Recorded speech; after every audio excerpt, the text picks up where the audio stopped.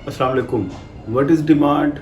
What is the difference between individual demand, market demand, industry demand and aggregate demand? इस short video में आपको ये सारा कुछ पता चलने वाला है। वीडियो को एंड तक लाजमी देखिएगा, वीडियो ज़्यादा लेंथी नहीं करूँगा, लेकिन इकोनॉमिक्स के स्टूडेंट्स के लिए ये तमाम चीज़ें जानना बहुत ज़रूरी है। Being a student of economics, बेशक आप ओ लेवल इकोनॉमिक्स कर रहे हैं या बीएस इकोनॉमिक्स कर रहे हैं, ये चीज़ें आपको पता होनी चाहिए। और डिमांड वैसे भी इकोनॉमिक्स वालों का एक बेसिक कॉन्सेप्ट है। सबसे पहले मैं आपको बताऊंगा डिमांड होती क्या है। अब डिमांड की अगर बात की जाए, demand is a combination of two elements, wish to purchase a commodity, power to purchase a commodity. अगर ये दोनों एलिमेंट मिल जाएं तो डिमांड बनती है। जहाँ कहीं भी आप इकोनॉमिस्ट से सुने या लिखा हुआ कहीं पे भी आप पढ़ें कि इस प्राइस के अगेंस्ट इतनी डिमांड है, तो आपने समझ जाना है कि ये दोनों चीज़ें वहाँ पे मौजूद हैं। लोग ख़रीदना भी चाहते हैं और ख़रीदने की ताकत भी रखते हैं। अगर दोनों में से एक एलिमेंट मौजूद है, एक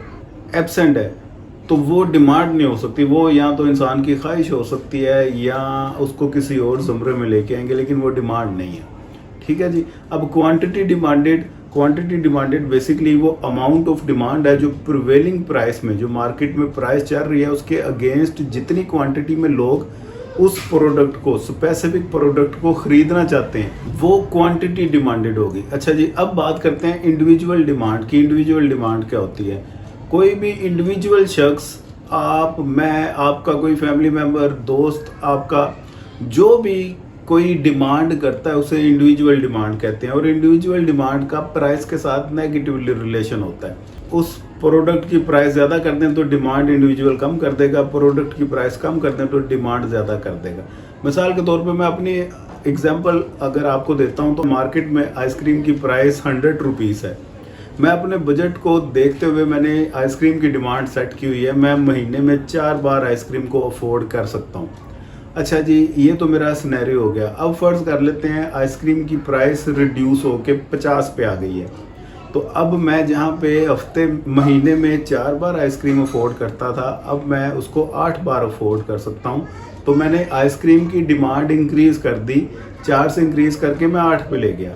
ये इंडिविजुअल डिमांड कर्व की कहानी हो गई। तो यहाँ से मैं पता चल गया प्राइस के साथ इन्वर्सली रिलेट कर रहा होता है कंज्यूमर या इंडिविजुअल। अच्छा जी, अब मार्केट डिमांड की बात कर लेते हैं। मार्केट डिमांड क्या होती है? ये बेसिकली इंडिविजुअल्स की टोटलिटी है। मार्केट में जितने भी इंडिविजुअल्स डिमांड कर रहे हैं, उन सब की डिमांड को आप ऐड कर दें तो मार्केट डिमांड बन जाती है। फ़र्ज़ कर लें कि मार्केट में, अब मार्केट में यहाँ से मुराद किसी एक प्रोडक्ट की मार्केट है। मैंने आइसक्रीम की एग्जांपल ली हुई है, तो आइसक्रीम की प्रोडक्ट, उसकी टोटल डिमांड को मार्केट डिमांड बोलेंगे। बेसिकली आइसक्रीम मार्केट डिमांड है। फ़र्ज़ कर लेते हैं कि मेरे साथ एक दूसरा कोई कंज्यूमर है, इंडिविजुअल है, उसने आइसक्रीम का अपने बजट के हिसाब से सेट किया हुआ है। वो महीने में 2 बार आइसक्रीम खाना अफोर्ड कर सकता है, अगर तो प्राइस 100 रुपीज़ है।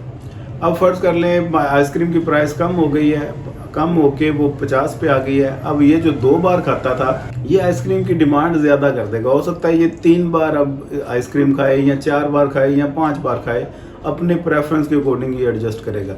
यहाँ पे फ़र्ज़ कर लेते हैं कोई तीसरा इंडिविजुअल भी है जिसने अपने बजट के हिसाब से आइसक्रीम की डिमांड एडजस्ट की हुई है, या उसको इतनी पसंद नहीं है, whatsoever the reason behind that, वो महीने में 1 बार आइसक्रीम खाता है। अगर आइसक्रीम की प्राइस 100 रुपये है, अगर आइसक्रीम वाले अपनी प्राइस कम करके 50 पे ले आते हैं, वो जो महीने में 1 बार खाता है, वो महीने में फिर 2 बार खाएगा।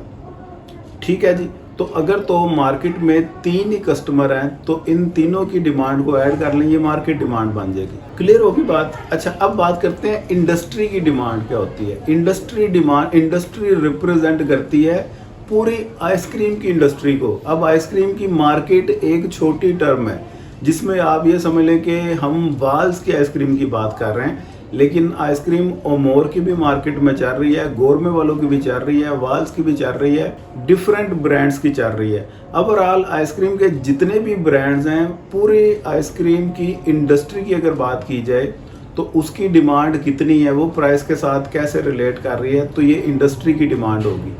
अच्छा जी, अब लास्ट में टर्म यूज होती है एग्रीगेट डिमांड। एग्रीगेट डिमांड आपके पूरे मुल्क की डिमांड को रिप्रेजेंट करती है, जिसमें सिर्फ अब आइसक्रीम इंडस्ट्री नहीं है, इसमें बेशुमार मुल्क में जितनी भी कमोडिटीज़ प्रोड्यूस हो रही हैं, सबकी ओवरऑल डिमांड है।